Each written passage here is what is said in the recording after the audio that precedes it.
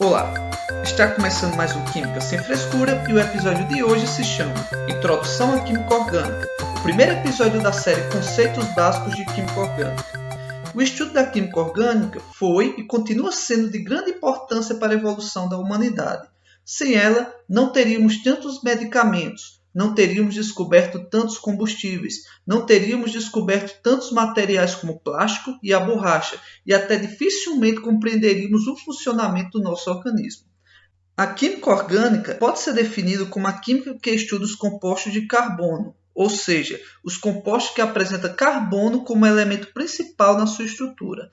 Falo em principal porque existem substâncias que apresentam carbono na sua estrutura, mas não são compostos orgânicos. Um exemplo disso é o carbonato de cálcio. Ele apresenta o carbono na sua constituição, mas é um composto inorgânico. Mas relaxe, com pouco tempo de estudo você vai conseguir diferenciar um composto orgânico e inorgânico com muita facilidade, mesmo que esse composto inorgânico apresente o carbono na sua constituição. Além do carbono, existem outros elementos que normalmente fazem parte da estrutura molecular de um composto orgânico, como o hidrogênio, o oxigênio e o nitrogênio. Existem outros elementos que podem aparecer em um composto orgânico, mas não são tão comuns, como o fósforo, o enxofre e os halogênios, que são elementos da família 17, como o flúor, o cloro, o bromo e etc. Então, podemos observar uma quantidade muito pequena de elementos que vamos estudar na química orgânica. Por isso, nessa aula, vamos falar de cada um desses elementos, começando pelo carbono, nosso protagonista da química orgânica. O carbono está localizado na família 14 da tabela periódica. Como todo elemento da família 14, ele possui 4 elétrons na camada de valência. Para ficar mais estável de acordo com a regra do octeto, um átomo precisa ter 8 elétrons na camada de valência. Portanto, o carbono precisa de mais de 4 elétrons para ficar estável. Ele consegue esses elétrons fazendo uma ligação covalente, ou seja, compartilhando os seus 4 elétrons com 4 elétrons de outros átomos, ficando com 8 elétrons na camada de valência e formando 4 ligações. Como o carbono forma 4 ligações, chamaremos ele de tetravalente. As 4 ligações do carbono apresentam a seguinte forma: 4 ligações simples, 2 ligações simples e uma dupla, uma ligação simples e uma tripla, ou 2 ligações duplas.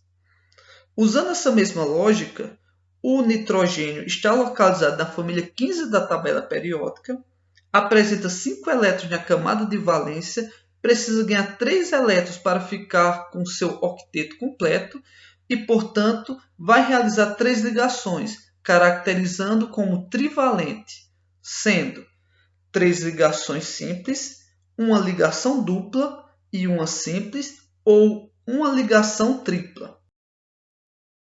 O fósforo também pertence à família 15, como o nitrogênio, portanto também é trivalente. O oxigênio está localizado na família 16, apresenta 6 elétrons na camada de valência, precisa ganhar 2 elétrons para completar seu octeto e, portanto, vai realizar 2 ligações, caracterizando-o como bivalente, sendo 2 ligações simples e uma ligação dupla.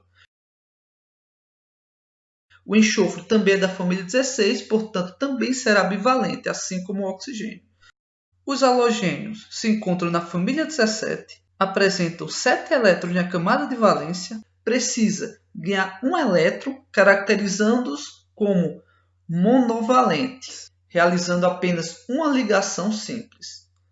E, finalmente, o hidrogênio, o segundo elemento mais importante da química orgânica. É como Vegeta de Dragon Ball Z. O hidrogênio só tem um elétron na camada de valência, mas como ele só tem uma única camada eletrônica, só vai precisar ganhar um elétron para se estabilizar, caracterizando assim como monovalente. Então vamos exemplificar o que aprendemos aqui a partir dessa estrutura molecular do vinagre.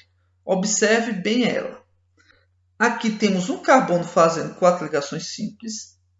Ligados a ele, temos outro carbono fazendo 4 ligações, sendo uma ligação dupla com o oxigênio e 2 ligações simples. O outro oxigênio está fazendo duas ligações simples e todos os hidrogênios estão realizando apenas uma ligação. Vamos pegar uma molécula maior para observar novamente esses parâmetros de ligação. Está aqui uma estrutura da penicilina, que é uma injeção que dói bem pouquinho. Observando a estrutura, temos dois nitrogênios realizando três ligações simples, um enxofre realizando duas ligações simples, três oxigênios realizando uma ligação dupla e o outro realizando duas ligações simples. Temos três carbonos realizando duas ligações simples e uma ligação dupla, e 6 carbonos realizando 4 ligações simples. O hidrogênio só realiza uma ligação novamente, e esse R não é um elemento, não se preocupe com ele. Falaremos sobre ele no vídeo posterior.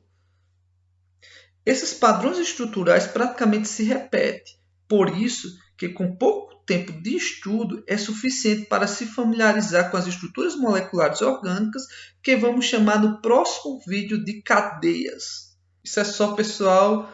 Um abraço e tchau!